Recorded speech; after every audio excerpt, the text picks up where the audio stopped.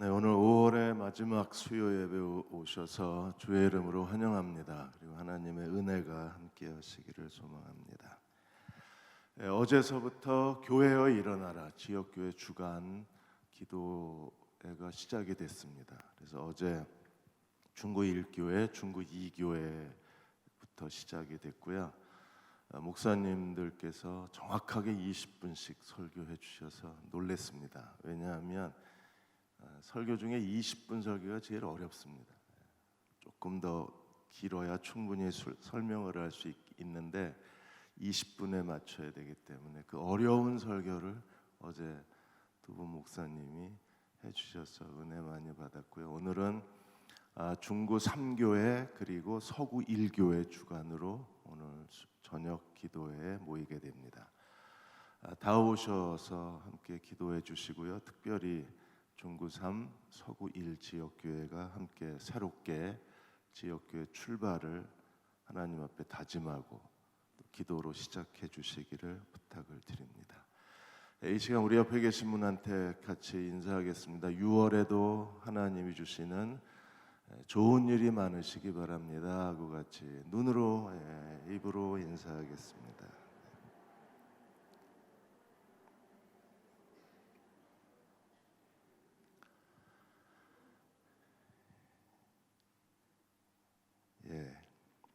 오늘은 여호수아 5장 두 주에 걸쳐서 5장 말씀을 나누려고 합니다. 미국의 국무장관이신 마이크 폼페이오 장관이 그렉 로리 목사님하고 인터뷰를 했습니다. 매일 성경을 읽으면서 하나님께서 지금 미국이 당면한 어려운 난관을 헤쳐나갈 수 있는 지혜를 구하고 용기를 구하고 부지런함을 하나님께 구하고 있다고 했습니다. 성경을 읽으며 지혜를 구한다. 그리고 이 미국에 지금 처해 있는 어려운 현실을 극복할 수 있는 능력을 구한다. 폼페이오 장관은 철저하게 하나님이 우리를 지켜보신다는 그 마음을 가지고 모든 회의에 임하고 모든 사람을 만나고 모든 일을 처리한다고 했습니다. 어쩌면 우리에게도 하나님의 지혜와 능력이 필요할 거예요. 그런데 왜 능력이 나타나지 않을까요? 요단강을 건넌 사람들은 예수 그리스도와 연합하여 침례를 받은 사람들은 어떤 사람들입니까? 죄에 대하여 죽은 자, 하나님께 대하여 산 자로 다시 태어났어요. 우리는 이미 태어날 때 저는 믿지 않으시겠지만 저는 남자로 태어나서 평생 남자로 삽니다.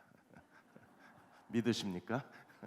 그런 것처럼 우리는요, 죄에 대하여 죽은 자, 하나님께 대하여 산 자로 태어나서 평생을 죄에 대하여 죽은 자, 하나님께 대하여 산 자로 살아야 돼요. 그런데 안 나타나요. 죽음의 능력이 안 나타나고 부활의 능력이 안 나타납니다. 죽음의 능력이 나타났다면 나는 더 이상 이런 인간적인 시시한 죄를 지어서는 안 돼요. 부활의 능력이 나타났다면 나는 하나님을 위하여 모든 걸 포기하고 헌신하고 순종하고 그리스도께 복종할 수 있어야 합니다. 그런데 왜 요단강을 건넌 사람들, 그리스도와 연합하는 침례를 받은 사람들, 죄에 대하여 죽은 자, 하나님께 대하여 산 자로 하나님이 우리를 새로 창조하시고 지으셨는데 왜 우리는 그렇게 살지 못할까? 왜 능력이 없을까? 이유가 어디 있습니까? 할례를 받지 않아서 그렇습니다. 그래서 6장에서 여리고에 대한 하나님의 전쟁이 선포되기 전에 요단강과 여리고 사이에 할례를 받는 거예요. 오늘 우리도 이 시대에 그리스도의 할례자가 돼야 합니다. 할례를 받아야 그리스도의 죽음과 부활의 능력이 내게 나타나는 거예요. 할례를 받지 않으면 그리스도의 죽음과 부활의 능력이 내게 나타나지 않아요. 오늘 5장 1절에 보시면 이스라엘 백성이 요단강을 건너자 어떤 일이 벌어졌습니까? 요단 서쪽에 아모리 사람의 모든 왕, 해변에 가나안 사람의 모든 왕들이 다 어떻게 됐어요? 여호와께서 요단물을 이스라엘 자손들 앞에서 말리시고 마른 땅처럼 우리를 건너게 하셨음을 듣고 마음이 녹았고 이스라엘 자손들 때문에 정신을 잃었다 그랬습니다. 이스라엘 백성이 요단강을 마른 땅처럼 건너게 하신 하나님을 보고 모든 아모리의 모든 왕들, 가나안 모든 왕들이 마음이 높고 정신을 잃었대요. 지금이야말로 전쟁을 시작하면 큰 승리를 거둘 수 있는 전쟁의 타이밍입니다. 근데 하나님께서는 전쟁을 시작하신 게 아니라 할례를 행하라 그랬어요. 왜요? 할례를 행해야 하나님이 싸우실 수 있어요. 할례를 행하지 않으면 하나님이 싸우실 수가 없어요. 오늘 우리도 마찬가지입니다. 우리가 할례자가 되어야 하나님의 능력이 나타나지, 우리가 할례자가 되지 않으면 하나님의 능력이 나타나지 않는 거예요. 그래서 오늘 5장 1절에서 12절까지 할례와 유월절 이야기가 나오는 겁니다. 먼저 5장 1절에서 9절까지 할례, 이스라엘 백성 모든 남자가 다 할례를 받았어요. 거의 60만이 넘는 사람들이 일시에 할례를 받았습니다. 하나님께서 이스라엘 민족 전체가 동시에 할례를 받은 게 출애굽 12장에서 그들이 하나님의 유월절에 참여하기 위해서 할례를 받았고, 그 다음에 오늘 할례산에서 두 번째 민족 전체가 할례를 받는 겁니다. 할례는 뭔가요? 하나님이 아브라함과 할례의 제도를 정하셨어요. 그래서 창세기 17장 10절 11절에 보시면 너희 중 남자는 다 뭘 받아라? 할례를 받아라. 이것이 나와 너희 후손 사이에 지킬 내 언약이니라. 그래서 할례는 언약의 표시예요. 11절 너희는 표피를 베어라. 이것이 나와 너희 사이에 언약의 표징이니라. 그래서 이스라엘 백성이 하나님의 언약 백성이라는 그 신분증을 몸에 표시로 갖고 다닌 거예요. 그래서 이 할례는 하나님의 언약 백성이라는 신분증입니다. 언약의 표징입니다.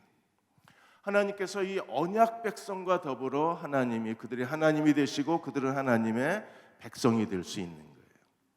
모세도 하나님이 이스라엘 백성의 출애굽 지도자로 세우셨지만 할례 때문에 모세가 죽을 뻔한 것 기억하십니까?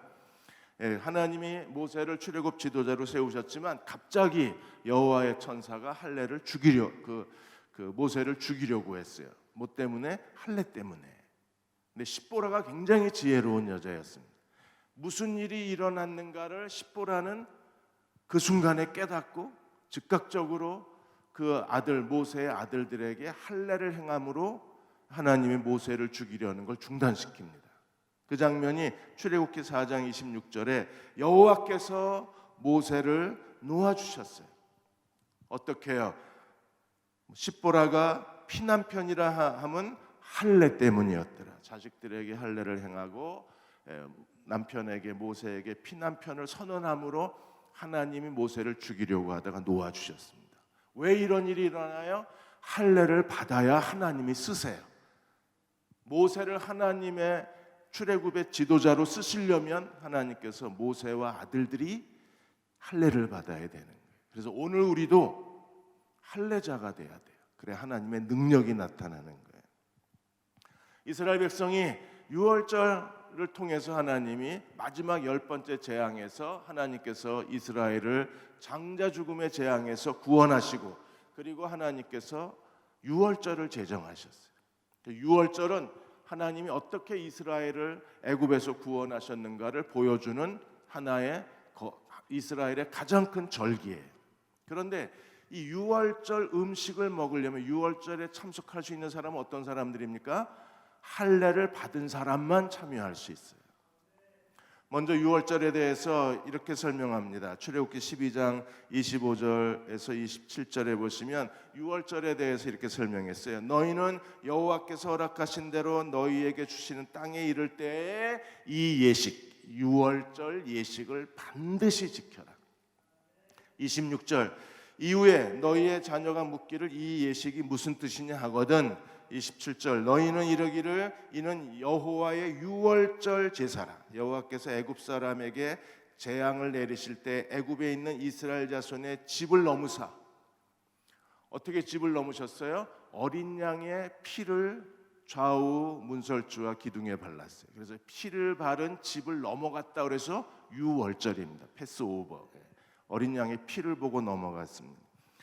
이스라엘 자손의 집을 넘으사 우리의 집을 구원하셨느니라 하라 하매 백성이 머리 숙여 경배하니라. 그래서 하나님이 이스라엘을 어린 양의 피로 구원하신 걸 기념해서 유월절을 제정하신 거예요. 그런데 이 유월절에는 반드시 어린 양을 통째로 구워 먹어야 돼요. 그리고 쓴나물을 먹어야 합니다. 유월절 음식은 누가 먹을 수 있어요? 48절에 보시면 너희와 함께 거류하는 타국이니 여호와의 유월절을 지키고자 하거든 그 모든 남자는 할례를 받은 후에야 가까이하여 지킬지니 그는 본토인과 같이 될 것이나 할례 받지 못한 자는 먹을 수 없다 그랬어요. 할례를 받아야 유월절 음식을 먹는 거예요. 우리가 할례를 받아야 그리스도와 살 수 있어요. 내가 주님 안에 있고 주님이 내 안에 계시고 포도나무에 붙어있는 가지가 되어서 우리는 예수 그리스도로 말미암아 풍성한 열매를 맺는 하나님의 백성이 될 수 있어요. 할례를 받아야 유월절 음식을 먹는 거예요. 그리스도로 사는 거예요. 우리는 열매를 많이 맺음으로 그리스도의 제자가 될 수 있는 거예요. 너희가 열매를 많이 맺어야 내 제자가 된다고 말씀하셨어요. 누가 열매를 맺어요? 그리스도에게 붙어 있어야 돼요. 그리스도에게 붙어 있다는 게 유월절 음식을 먹는 겁니다. 누가 먹을 수 있어요? 할례 받은 자만 먹어요.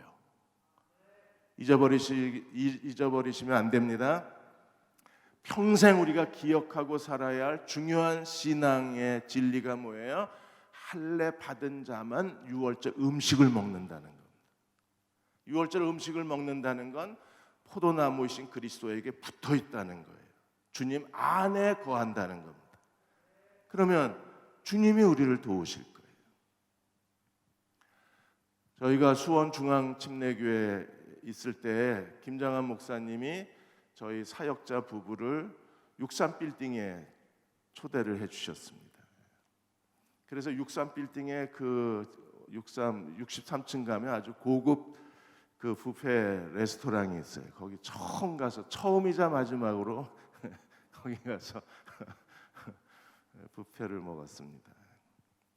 근데 만일에 김장한 목사님이 우리 사역자들한테 걸어 올라와 이랬으면요, 지금도 올라가고 있을 겁니다.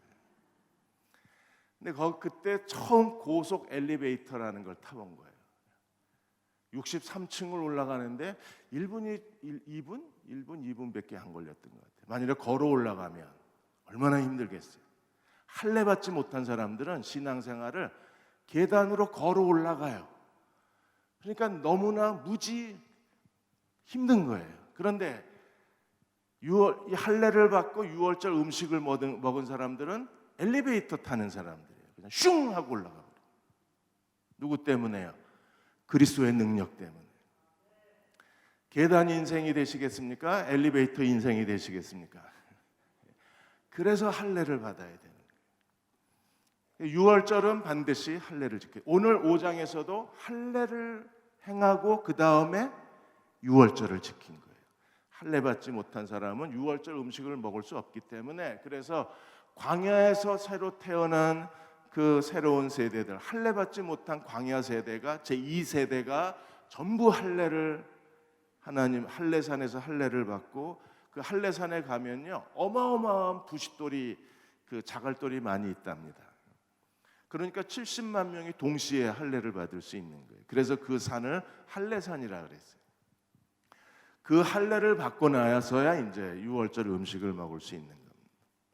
오늘 하나님께서 5장 2절과 3절에 이렇게 명령하셨습니다. 그때 여호와께서 여호수아에게 이르시되 너는 부싯돌로 칼을 만들어 이스라엘 자손에게 다시 할례를 행하라. 할례를 받았던 출애굽 1세대는 광야에서 다 죽었어요. 광야에서 태어난 세대는 할례를 받지 못했어요. 그래서 할례를 행하라. 그래서 3절에 여호수아가 부싯돌로 칼을 만들어 할례산에서 이스라엘 자손들에게 할례를 행하더라. 할례산은 그 산 이름이 없었는데 아마 이스라엘 백성들이 할례를 받고 나서 할례산이라고 이름을 붙였을 것으로 추정을 합니다. 왜 할례를 받지 못했나요? 오늘 4절과 5절에 보시면 이렇게 말합니다. 4절에 여호수아가 할례를 시행한 까닭은 이것이니 애굽에서 나온 모든 백성 중 남자 곧 모든 군사, 하나님께서 이스라엘 모든 남자를 다 하나님의 군사라고 이렇게 명하셨어요. 모든 남자, 애굽에서 나온 모든 군사는 애굽에서 나온 후 광야 길에서 죽었는데, 이게 출애굽 1세대입니다. 1세대는 전부 죽었어요. 왜 죽었어요? 민수기 13장 14장에서 하나님을 원망하다가 다 죽었습니다. 그리고 5절에 그 나온 백성은 다 할례를 받았으나 다만 애굽에서 나온 후 광야길에서 태어난 제2세대는 할례를 받지 못하였습니다. 그래서 그들이 할례 받지 못한 백성이 되어서 오늘 여호수아가 할례산에서 할례를 행한 거예요. 출애굽 1세대, 하나님의 그 놀라운 구원으로 유월절로 구원받고 시내산에서 언약을 맺었던 출애굽 1세대는 전부 광야에서 죽었어요. 왜 죽었습니까? 하나님께 순종하지 않았어요. 민수기 14장 29절 30절에 그 출애굽 1세대가 왜 죽었는지를 이렇게 설명합니다. 너희 시체가 광야에 엎드려질 것이라. 너희 중에서 20세 이상으로서 계수된 자 곧 나를 원망한 자 전부, 하나님을 원망하고 대적했던, 믿지 않았던 사람 전부, 누구만 제외하고 여분네의 아들 갈렙과 눈의 아들 여호수아 외에는 내가 맹세하여 너희에게 살게 하리라 한 땅에 결단코 들어가지 못하리라. 그래서 광야에서 다 죽어요. 1세대 사람들이. 누구만 빼고 하나님께 순종하고 하나님을 믿었던 여호수아 갈렙만 제외하고는 다 죽습니다. 결국 그들이 하나님을 원망하고 하나님께 순종하지 않음으로 인해서 광야 출애굽 세대가 다 광야에서 시체가 되어져 버리고, 광야에서 태어난 사람들이 다시 할례를 받고 가나안 땅을 정복하는 하나님의 새로운 군대가 되는 거예요. 오늘도 우리가 왜 순종하지 못합니까? 우리가 하나님께 마음의 할례를 받아야 되는데 육체적 할례를 받았는데 순종하지 않으니까 다 죽여버리신 거예요. 하나님의 광야에서. 이 사람들은 절대로 가나안에 못 들어가요. 마음의 할례를 받은 사람들이 하나님을 믿음으로 가나안 땅에서 살 수 있는 거예요. 오늘 우리도 형식적인 할례가 아니라 마음의 할례를 받아 하나님께 순종함으로 가나안 땅에서 사는 하나님의 거룩한 백성이 되시기를 주의 이름으로 축원합니다. 그리스도 안에서 사는 사람들, 그들은 어떤 사람들이에요? 하나님께 순종하는 사람들. 순종할 수 있는 능력이 그들에게 있어요. 어떤 사람들에게? 참된 할례를 받은 사람들. 출애굽의 사람들은 할례를 받았는데도 불순종함으로 광야에서 다 하나 시체가 되고 말았던 거예요. 진정한 할례가 무엇인가를 우리에게 고민하게 하는 장면이 바로 1세대가 왜 죽었는가 하는 이유를 우리가 고민해야만 합니다. 어제 제가 대전에 도착한 게 이제 2시 교회에 오니까 한 2시 58분이 됐어요. 근데 3시까지 등본하고 인감증명을 떼어야 돼서 이제 오류동 여기 주민센터에 허동지동 갔습니다. 네, 거기에서 교우 한 분을 뵌 거예요. 아주 키가 크고 굉장히 잘생기신 남자분이셨어요. 이분이 마스크 쓰고 있다가 이제 저를 보더니 마스크를 벗었어요. 그 순간에 제가 나 마스크 안 쓰고 들어간 거예요, 거기를. 거기 있는 분들, 주민센터 안에 계신 분들, 그 자리에 있는 공무원들 다 마스크 썼는데 저만 안 쓰고 불쑥 들어간 거예요. 얼마나 제가 창피했는지. 왜 오셨냐 그래서 서류 띄려 왔어요. 그리고 이제 서둘러서 서류를 정리하고 생각하니까 인사를 안 한 거예요. 안녕히 가시라고 인사를 못 드린 거예요. 그래서 돌아서서 인사하려고 그랬더니 벌써 나가셨더라고요. 이 자리를 빌어서 인사드립니다. 안녕히 가십시오. 이제는요, 마스크 안 쓰면 택시도 못 타고 버스도 못 타고 지하철도 못 타요. 정부 시책이 마스크를 쓰라는 건데 제가 시간이 너무 없어서 3시까지 어쨌든 서류를 띄워서 갖다 줘야 되니까 허둥지둥 가다가 제가 정부의 정책을 어긴 거예요. 이게 너무 부끄러웠어요. 너무 미안한 마음이 들었습니다. 우리가 정부의 시책을 어긴 것도 사람들에게 그 마스크 쓰지 않았다는 것 때문에 사람들에게 비난을 받잖아요. 손가락질 당하잖아요. 그러면 하나님의 말씀을 어기는 것은요, 우리에게 얼마나 큰 죄책감이겠어요. 근데 이스라엘 백성이 하나님을 거역하고 하나님을 원망하고 하나님을 불순종하다가 할례를 받았는데도 그들이 불순종하다가 광야에서 전부 멸망을 당한. 할례를 받았는데 왜 하나님이 다 죽이셔야 했을까?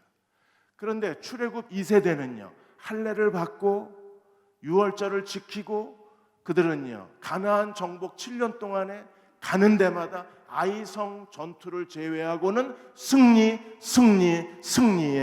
행진을 계속했던 거예요. 출애굽 1세대가 되시겠습니까? 출애굽 2세대가 되시겠습니까? 저는 출애굽 2세대로 살고 싶습니다. 그리스도 안에서 능력과 승리의 삶을 살기를 원합니다. 어떻게 우리가 그렇게 살 수 있을 거예요? 출애굽 1세대가 왜 실패했는가를 주목해서 보고 우리는 어떻게 해야 되는가를 스스로 깨닫는 지혜로운 주의 백성이 되어야 합니다. 출애굽 세대가 왜 실패했을까요? 6절에 보시면 이렇게 말합니다. 이스라엘 자손들이 여호와의 음성을 청종하지 아니하므로 여호와께서 그들에게 대하여 맹세하사 그들의 조상들에게 맹세하여 우리에게 주리라고 하신 땅 곧 젖과 꿀이 흐르는 땅을 그들이 보지 못하게 하리라 하시매 애굽에서 나온 족속 곧 군사들이 다 멸절하기까지 40년 동안을 광야에서 헤매었더라. 1세대가 왜 가나안 땅에 들어가지 못했어요? 1세대가 왜 광야에서 40년을 방황했습니까? 1세대가 왜 다 광야에서 죽었어요?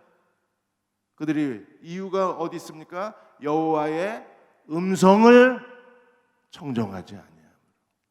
하나님의 말씀을 들을 귀가 없었어요. 그리고 하나님 말씀에 순종할 수가 없었어요. 결국 그들이 순종의 실패가 그들 스스로 1세대가 전부 광야에서 멸망을 당하게 한 원인이었어요. 신명기 1장 35절 37절에서 똑같이 이렇게 말씀합니다. 이 악한 세대 사람들 중에는 내가 그들의 조상에게 주기로 맹세한 좋은 땅을 볼 자가 하나도 없으리라. 다 하나님을 원망하고 다 불순종한 거예요.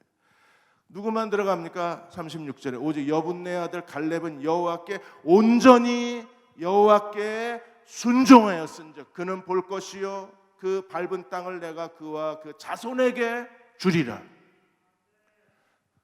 여호와의 목소리를 청종하지 않았던 사람들은 다 광야에서 죽었어요. 오직 여분네의 아들 갈렙은 여호와께 온전히 순종했습니다. 우리가 여호수아 14장에 보시면 갈렙은요 온전히 순종했다는 말을 반복해요. 어떤 사람이었습니까? 하나님께 충성된 사람이었어요. 하나님께 순종한 사람이었어요. 끝까지 하나님을 섬겼던 사람이었어요. 오늘 이 자리에 나오신 여러분들이야말로 오늘 전도사님 기도하신 것처럼 이제는요 온라인 예배 드리는 게 우리의 습관이 되는 시대가 돼버린 거예요. 힘들게 교회까지 가서 예배 드리는 게 불편한 시대가 돼버렸어요. 근데 이렇게 이 자리에 예배의 자리를 지켜주신 여러분들이야말로 이 시대에 하나님께 온전히 순종하신 분들입니다. 하나님께 충성된 사람인 거예요. 하나님을 사랑하지 않으면 절대로 이 자리에 와서 이렇게 마스크 쓰고 얼마나 불편해요. 사회적 거리 유지하고 그렇게 사랑했던 그 집사님, 목장 식구들을 만나도 서로 안아줄 수도 없고 같이 밥도 못 먹고 마스크 써서 누군지도 알아보지도 못하고 그래도 이 자리에 앉아서 예배드리는 우리야말로 하나님께 온전히 순종하는 사람들. 하나님이 여러분을 축복하시기를 주의 이름으로 축원합니다. 그러니까 갈렙이 그랬어요. 여분네 아들 갈렙은 여호와께 온전히 순종하였은즉 그는 볼 것이요. 그는 볼 것이요. 누구예요? 갈렙. 그리고 그가 밟은 땅은 그와 그 자손에게 주리라 하시고 그것 때문에 모세도 버림을 받아요. 37절에 여호와께서 너희 때문에 내게도 진노하사 너도 그리로 들어가지 못하리라. 모세도 버림을 받은 것. 오직 여호와께 온전히 순종했던 여호수아와 갈렙만 들어간 거예요. 할례는 무엇입니까? 진정한 할례는 하나님께 온전히 육체적으로 교회의 어떤 예식에 참여했다, 침례받았다고 진짜 침례받은 게 아니라 침례받은 사람이 하나님께 온전히 순종해야 그게 진짜 침례가 되는 거예요. 할례받은 사람이 여호수아 갈렙처럼 하나님께 온전히 순종해야 그게 진짜 할례가 되는 거예요. 근데 여호수아 갈렙은 하나님께 순종을 한 거예요. 그래서 1세대 사람들이 다 죽임을 당하고 2세대가 할례를 받게 된 이유를 다시 7절에 이렇게 설명합니다. 그들의 대를 잇게 하신 이 자손에게 여호수아가 할례를 행하였으므로 길에서는 그들이 할례를 행하지 못하였으므로 할례 없는 자가 되었습니다. 그리고 이제 할례를 받음으로 할례 받은 자가 됐어요. 근데 그 할례 받았다고 진짜 할례가 아니라 여호와께 순종해야 할례가 되는 거예요. 그리고 그들은요, 여리고에서 하나님께 순종했어요. 매일 한 바퀴씩 돌아라. 아무 말 없이 순종했습니다. 원망 없이 순종했어요. 불평 없이 순종했어요. 그들은 침묵 속에 순종했습니다. 그러자 일주일 만에 여리고가 무너져 버린 거예요. 누가 싸우셨습니까? 하나님이 싸우신 거예요. 이스라엘은 뭘 했어요? 오직 순종했습니다. 순종이 진정한 할례예요. 그래서 하나님이 일하시게 된 겁니다. 8절과 9절에 보시면 이 할례를 마치고 나서 하나님이 놀라운 선언을 하셨어요. 8절에 다 이제 그 할례 받고 70만 명의 남자가 할례 받고 다 누워 있는 거 상상해 보십시오. 얼마나 고통스러웠겠어요. 그 날카로운 칼로 잘라내도 힘든데 그 부싯돌, 그 돌 자연석 돌로 그 남자의 일부를 잘라냈으니 얼마나 아프겠습니까? 이게 제대로 잘라지긴 했겠어요. 드드득 소리가 났을 텐데 얼마나 아팠겠어요. 그래서 다 누워 있었어요. 다 누워 있었는데 하나님 뭐라 그러셨어요? 9절에 여호와께서 여호수아에게 이르시되 내가 오늘 애굽의 수치를 너희에게서 떠나게 하였느니라. 애굽의 수치가 떠났다. 애굽의 죄성이 떠난 거예요. 출애굽 1세대는요, 광야에서 왜 40년을 헤맸습니까? 애굽의 죄성이 남아 있었어요. 그들은 여전히 애굽의 노예 근성을 갖고 있었어요.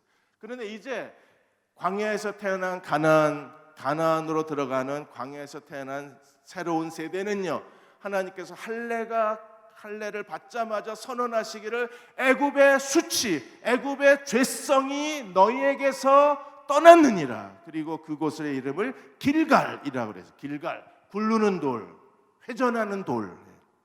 애굽의 수치가 다 굴러가 버렸어요. 멀리 가버렸어요. 그래서 애굽에 더 이상 1세대 사람들은요, 계속 그들은 하나님 앞에 애굽을 그리워하며 뭐라 그랬어요? 애굽의 고기가마가 그립다. 애굽의 그 음식이 그립다. 그래서 그것 때문에 모세를 원망하고 하나님을 원망하다가 하나님께 징계를 받았잖아요.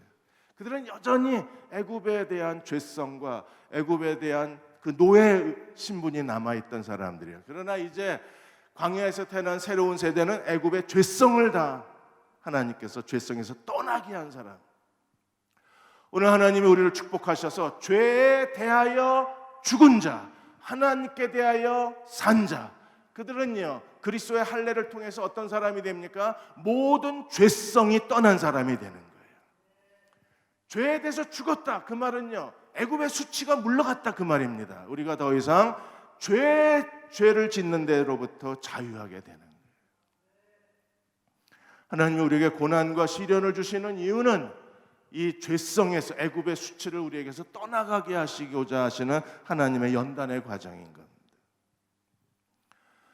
위안부 피해자, 일본 위안부 피해자이신 이용수 할머님이 2차 기자회견을 했습니다. 2차 기자회견을 한 뒤에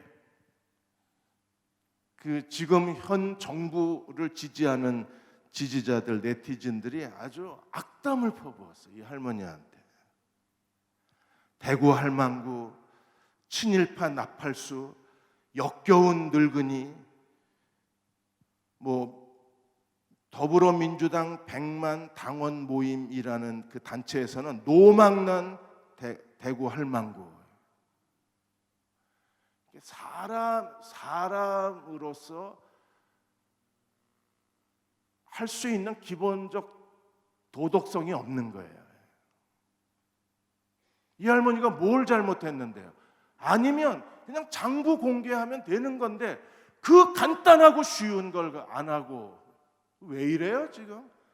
그러니까 대한민국은 어느 사이에 사람이 가져야 될 기본적 상식과 양심과 도덕이 없어져 버린 거예요. 이게 애굽의 수치입니다. 대한민국의 수치예요. 이런 현상들이, 이 거짓의 현상들이. 그러니까 평생 일본군 위안부로 고통당하신 분들이 한 번도 고통을 당하시는 거 아니에요?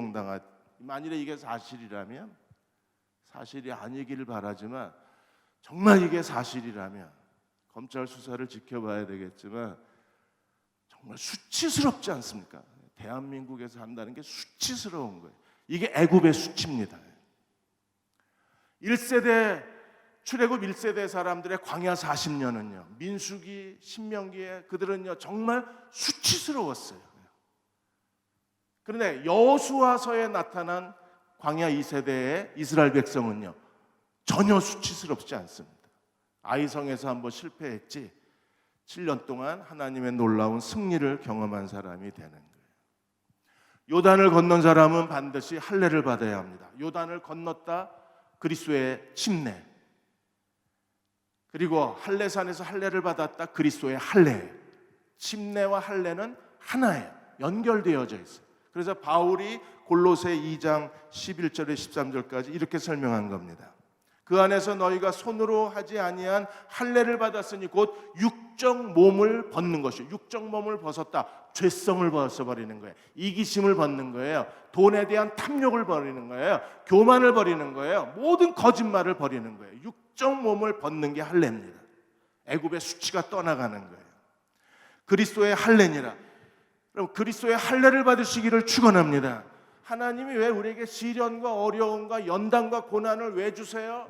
할례 잘라내시는 거예요. 뭘 잘라내요? 육적 몸을 잘라내시는 거예요. 그래서 날카로운 칼로 잘라내는 게 아니라 부싯돌로 잘라내는 거예요. 그게 하나님의 연단인 겁니다.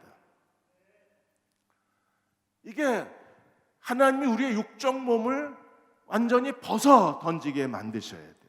애굽의 수치가 떠나가게 해야 돼. 이렇게 그리스도의 할례가 되면 이 할례가 죽음과 부활을 능력 있게 만드는 거예요. 그래서 바로 그리스도의 침례에 대한 설명이 나오는 겁니다. 12절에 너희가 침례로 그리스도와 함께 장사되고 죽은 자들 가운데서 그를 일으키신 하나님의 역사를 믿음으로 말미암아 그리스도와 함께 일으키심을 받았느니라. 할례를 받으면 우리가 육적 몸을 벗고 하나님께 온전히 순종할 수 있으면 우리 안에서 이제 나타나요. 뭐가 나타나요? 죽음의 능력이 나타나서 죄 안 짓고 부활의 능력이 나타나서 우리가 하나님께 순종하는 거예요.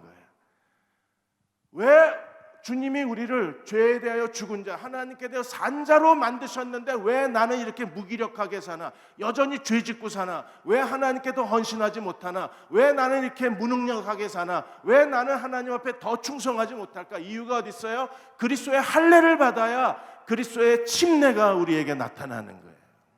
능력이 나타나는 사람들, 할례 받는 사람들. 그래서 하나님이 오늘 우리에게 시련과 고난을 주시는 이유는요, 시련과 고난을 통해서 우리의 마음가죽을 베고 계신 거예요.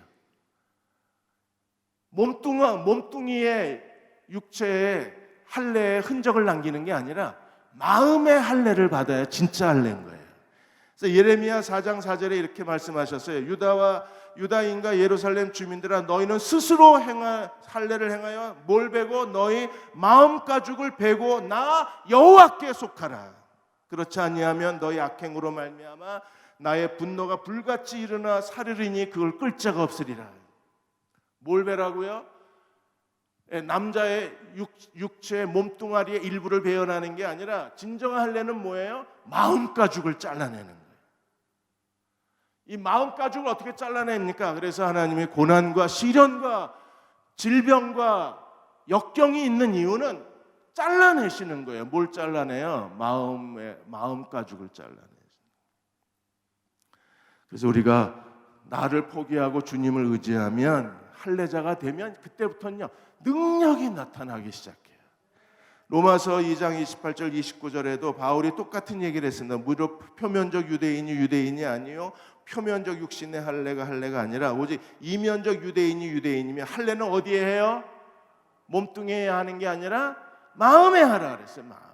그래서 모든 구약에서 할례 제도는 남자만 받았지만 신약의 할례는요 모든 예수 믿는 사람들이 다 마음의 할례를 해야 돼요. 할례는 마음에 할지니 영에 있고 율법 조문에 있지 아니한 것이라. 칭찬이 사람에게서 사람이 칭찬하는 사람이 아니라 누가 칭찬하는 사람이에요? 하나님이 칭찬하는 사람이에요. 그렇게 되시기를 축복합니다. 주님은 나의 최고봉. 이 책은 꼭 읽어보십시오. 저는 늘 곁에 두고 이 책을 읽습니다. 오스왈드 챔버스는 이 책에서 이렇게 말합니다. 모든 그리스도인은 어느 날 길갈에 서야 된다 그랬어요. 길갈은요 어떤 곳입니까? 수치가 물러난 곳이라 그랬어요. 애굽의 수치가 떠난 자리 길갈. 그래서 하나님이 어느 날 우리를 애굽의 수치에서 죄의 수치에서 우리를 벗겨주시는 날, 마음 가죽을 베어주신 날, 마음의 할례를 행하신 날, 육적 몸을 벗게 하신 날이 있어야 된다 그랬어요. 하나님은 그 일을 이루신다고 했습니다. 벗으셨습니까? 길갈에다 가셨어요? 육적 몸을 벗었다고 말할 수 있나요? 그 날을 하나님이 우리에게 주신다고 그러셨어요.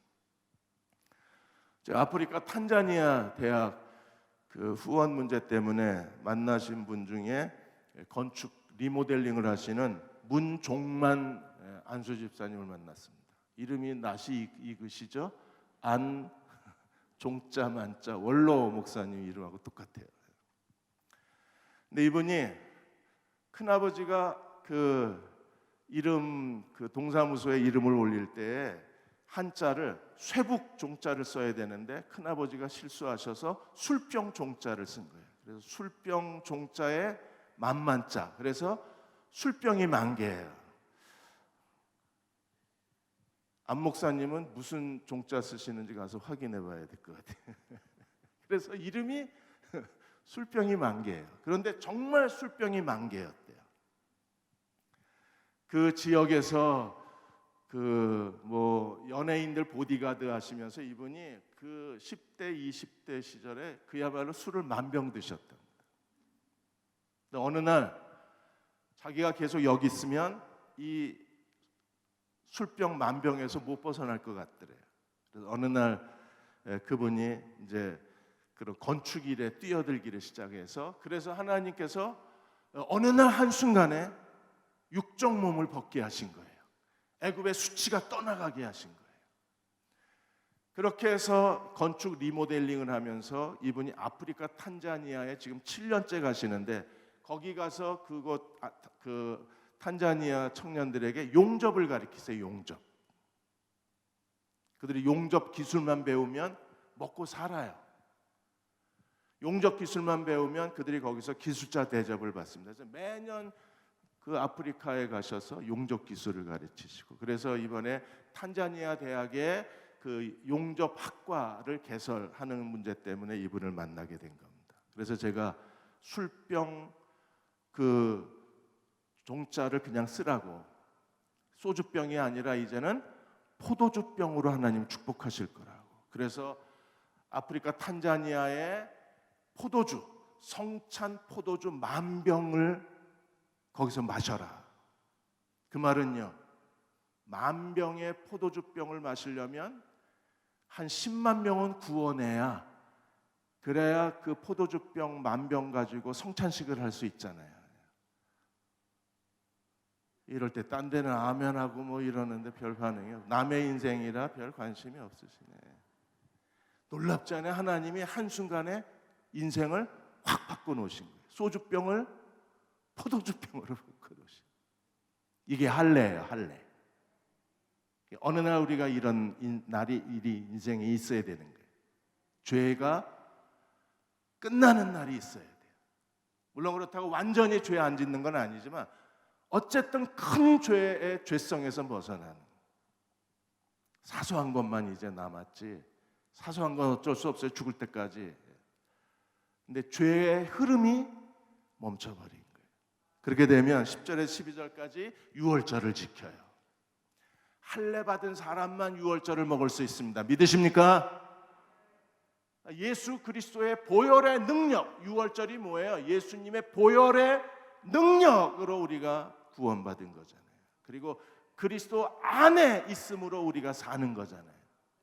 어린 양 고기를 통째로 구워 먹어야 되니까. 왜 예수님의 보혈의 능력이 나타나지 않고 내가 그리스도 안에 있다는 능력이 왜 안 나타나요? 그리스도의 할례 길갈, 애굽의 수치가 떠나질 않아서 그래요. 하나님이 대흥 침례 교회에 왜 이런 시련을 주셨습니까? 할례 받으라고. 교회도 할례를 받아야 돼요. 할례 받은 교회를 하나님이 쓰시는 거예요. 이제 기대하십시오. 하나님이 대흥 침례 교회를 통해서 그분의 능력을 드러내실 것입니다. 왜? 우리는 그 고통의 시간을 통해서 교회가 할례 받는 것을 지켜봐 왔기 때문에 개인도 교회도 할례를 받아야, 그래야 죄의 육적 몸을 벗어야, 그래야 하나님의 능력이 나타나고, 그리고 유월절을 지킨 다음에 어떤 일이 일어났어요? 그들이 11절에 5장 11절에 유월절 이튿날에 그 땅의 소산물을 먹었습니다. 가나안 땅 열매를 먹었어요. 그러자 어떤 일이 벌어졌습니까? 만나가 그쳤어요. 광야의 비상식량이었던 만나가 끝났습니다. 12절에 그 땅 소산물을 먹은 다음에 만나가 끝났어요. 이제는요 열매 시대예요. 만나 시대에서 길갈에 이르러서 할례를 행하자, 할례 받은 사람은 만나로 사는 게 아니라 할례 받은 사람은 열매로 사는 거예요. 하나님 앞에 풍성한 열매를 맺어서 그분의 제자가 되는 사람들은, 오스왈드 챔버스가 그런 얘기를 했습니다. 유월절, 그리스도의 보혈을 의지해라. 보혈을 의지하고 계속 그리스도와 연합해라. 그의 죽으심과 부활에 연합한 자가 되어라. 그러면 어느 날 보혈의 능력이 나타나기 시작한다 그랬어요. 여러분, 보혈의 능력이 어떤 능력입니까? 죄를 용서하고. 보혈의 능력이 어떤 능력이에요? 죽음의 천사가 넘어가요. 생명의 능력이 나타나는. 그래서 그 사람은 죄가 제거되고 죄로부터 승리하고 하나님께 순종의 능력을 갖는 사람들이 보혈의 능력이 나타난 사람들이에요. 어린 양의 보혈의 능력이 우리를 사로잡는 그리스도의 종들이 되시기를 축원합니다. 그때 하나님이 우리에게 열매를 더해 주시는 거예요. 김상문 목사님이 미국의 베델 교회에서 목회하실 때 그 땅을 아주 싸게 사셨어요. 아주 좋은 땅을 한 15,000평을 사셨습니다. 55,000평. 거기에 그 도시에서 제일 큰 예배당을 지었어요.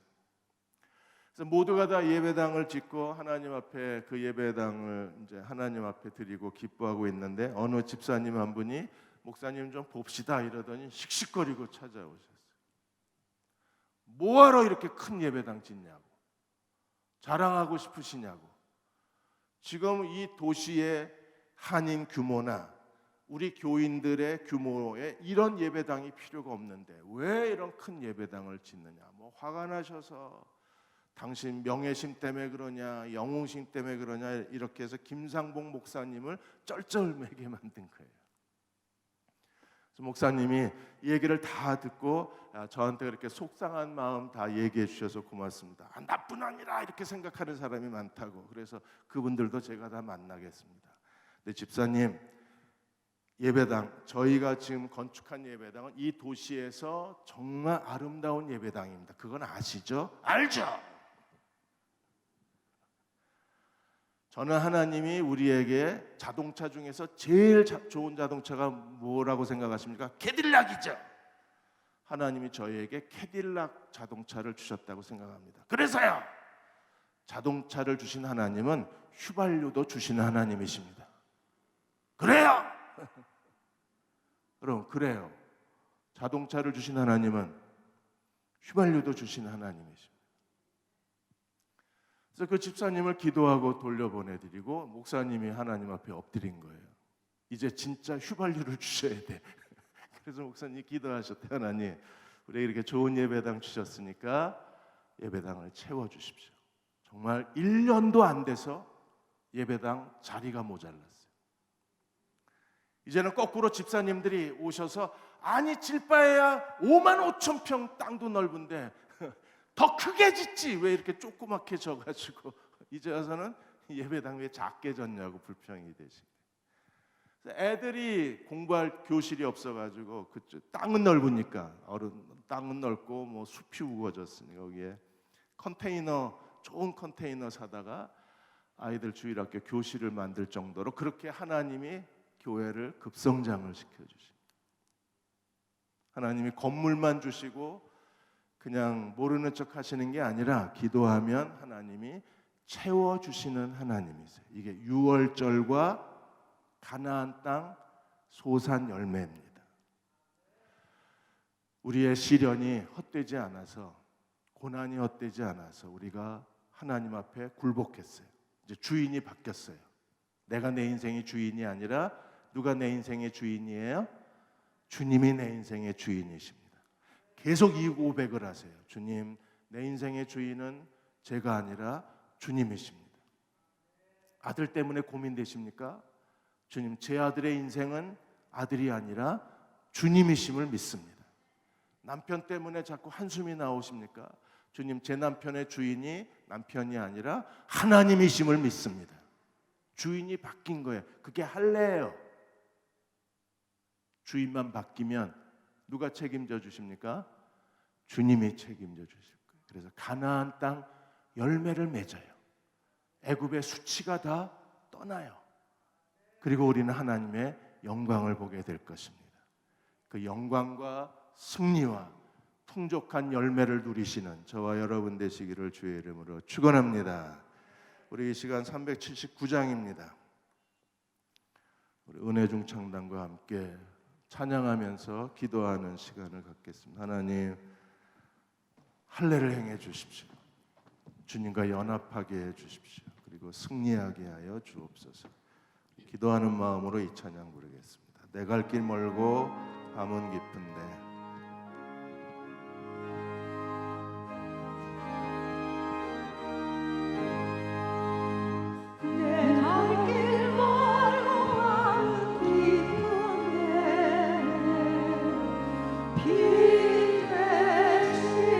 주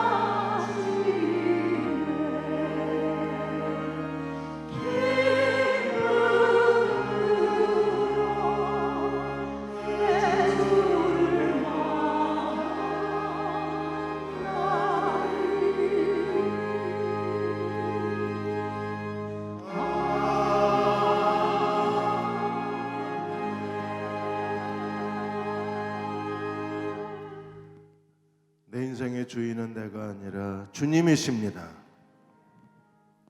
대흥침례교회의 주인은 교회의 머리 되신 주님이십니다. 내 아들의 인생의 주인도 주님이십니다. 내 딸의 인생의 주인도 주님이십니다. 주님이십니다. 주님이 주인이십니다. 주님이 우리의 왕이십니다. 주님이 우리의 주권자이십니다. 주님이 우리의 선한 목자이십니다. 주여 우리를 인도하시고 책임져 주시고 보호하시고 우리의 기도에 응답하여 주옵소서. 이제 우리 한 1분만 하나님 할례자로 살게 해주시기 원합니다. 내 인생의 주인이 내가 아니라 주님이심을 고백하고 선포합니다. 하나님 할례자로 주 앞에 서게 하여 주시고 그리스도의 능력이 우리 안에 머물게 하여 주옵소서. 순종하는 주의 백성으로 살게 하여 주옵소서. 우리 같이 함께 통성으로 기도하겠습니다. 아버지 하나님, 하나님께서 우리의 기도를 들으시고 하나님 앞에 거룩한 할례자로 주님 앞에 세워주셔서 그리스도의 할례, 그리스도의 침례가 우리 안에 있게 하여 주옵소서. 하나님 우리에게 이 말씀을 깨닫게 하시고 알게 하시고 이 말씀을 의지하여 살아가는 주의 백성 되게 주시옵소서. 아버지 이 비밀을 알고 이 말씀을 알고 우리가 온전한 마음으로 순종할 수 있도록 하나님 긍휼하심 베풀어 주시옵소서. 그렇게 역사하시고 축복해 주시옵소서. 하나님 은혜가 우리 함께 있습니다. 하나님 그렇게 축복하시고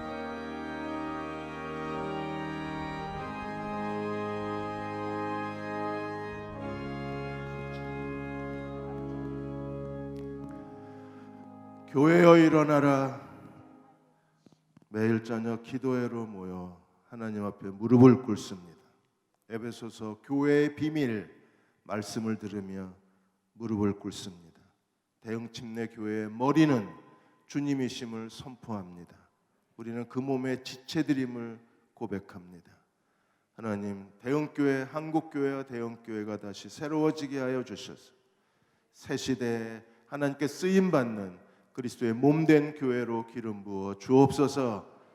인생의 주인은 내가 아닙니다. 주님이십니다. 내 인생의 주인 내가 아니라 주님이십니다. 주님이심을 믿고 주님만 의지하는 저희 모두가 되게 도와주셔서 이 시대에 그리스도의 할례자로 살게 하여 주옵소서.